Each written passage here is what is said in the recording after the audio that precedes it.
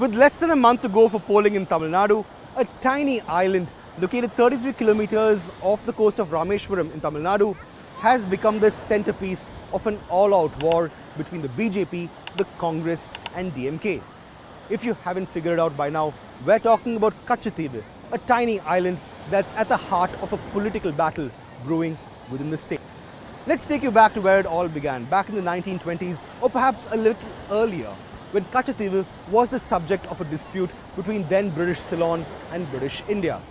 This of course spilled well into the 20th century and the post-independence years, where both India and Sri Lanka staked claim to the island, where it became clearly a disputed territory. This of course ended in 1974, when the then Indira Gandhi government went about drafting the Indo-Sri Lankan Maritime Agreement, by way of which India ceded Katchatheevu to Sri Lanka.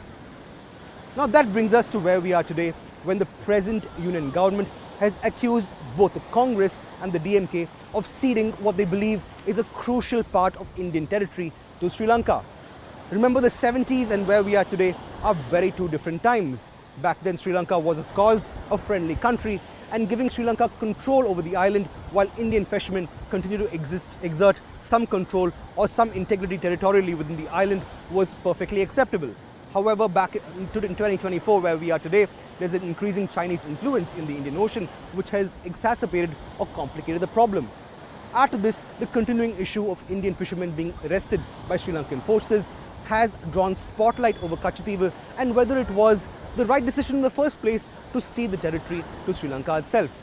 And that's why the last couple of days, the BJP has been training its guns on both the Congress and the DMK of making a political and strategic blunder by ceding Katchatheevu to Sri Lanka back in 1974. However, this isn't the first time that Katchatheevu has become the subject of a political or an electoral battle. In 2011, for instance, the then Tamil Nadu government, led by the late Chief Minister S Jaishankar, approached the Supreme Court purely on this particular issue. The Supreme Court in fact had observed back then that a ceding could not have taken place without an Act of Parliament being passed, which wasn't quite the case in Katchatheevu or the 1974 Indo-Sri Lankan Maritime Agreement. Incidentally, in 2013, the Indian government in fact confirmed that the ceding had not even happened in the first place because Katchatheevu did not have clearly demarcated boundaries to begin with, and therefore no ceding had taken place in the start, or at least back in 1974. This of course brings us to where we are today in 2024, where the issue of Katchatheevu has been raked up yet again even as elections approach.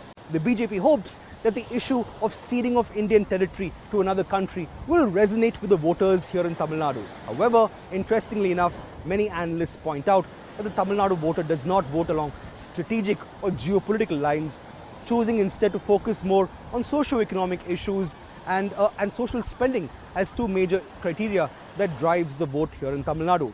So will the Katchatheevu issue be an electoral issue? Will it resonate with the Tamil Nadu voter? And more importantly, will it mean anything at all for the BJP that's hoping to make an impact in the state? Well, I guess only time will tell.